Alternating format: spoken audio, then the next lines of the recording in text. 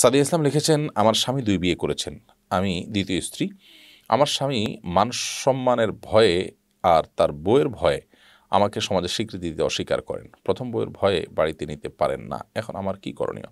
আপনি সবর করে থাকতে পারেন, সেটা আপনার ব্যাপার। তবে আপনার উচিত ছিল শুরুতে এই জিনিসগুলো খোলাসা করা এবং আ কতটা তিনি পারবেন আপনাকে সামাজিক স্বীকৃতি দিতে সেটা দেখা।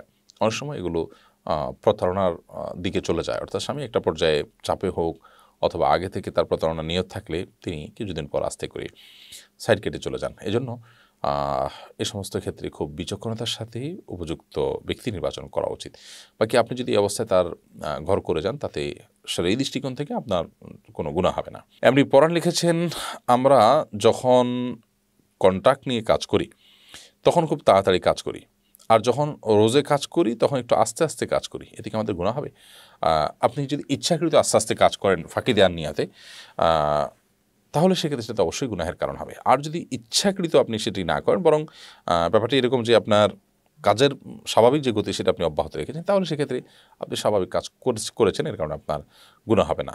হ্যাঁ, কন্ট্রাক্ট নিলে আপনি একটু জোরে করেন, কাজটা তাড়াতাড়ি শেষ করার চেষ্টা করেন, সেটা সম্পূর্ণ ভিন্ন বিষয়। কারণ সেটা আপনার তখন নিজের উপর আপনি প্রেশার নিচ্ছেন আপনার নিজের প্রয়োজনে। বাট আপনি যখন কন্ট্রাক্টে কাজ না করে রোজে কাজ করছেন, তখন আপনি নিজের উপর নিজে প্রেশার নিতে আপনি বাধ্য নন। আপনি স্বাভাবিক গতিতে কাজ করছেন। সেটা আস্তে বলতে যদি সেটা বোঝানো হয় তাহলে কোনো অসুবিধা নেই। আর যদি ইচ্ছাকৃতভাবে যেহেতু কন্ট্রাক্ট যেহেতু রোজে আছে, অতএব আমি মানে একটু ফাঁকি দিলাম, নাই মালিক তারপরে বসে থাকলাম সেই সুযোগে, তো এরকম যদি হয় তাহলে সেক্ষেত্রে তো অবশ্যই গুনাহ হবে।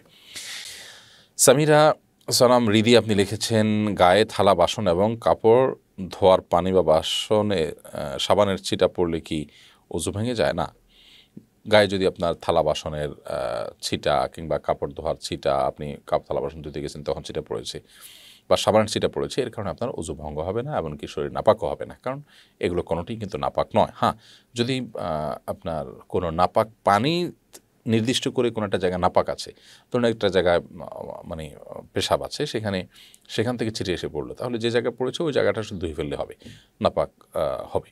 আর যদি সেটা একেবারে শুয়ে আগা পরিমাণ হয় তাহলে সেটাও না দিলে কোনো অসুবিধা নেই। কিন্তু সাধারণ থালা বাসনের যে পানি আছে, ধোয়া পানি, সেটা যদি গায়ে ছিটে এসে পড়ে, তার কারণে অজুও ভাঙবে না, কাপড় চোপড়ও নাপাক হবে না।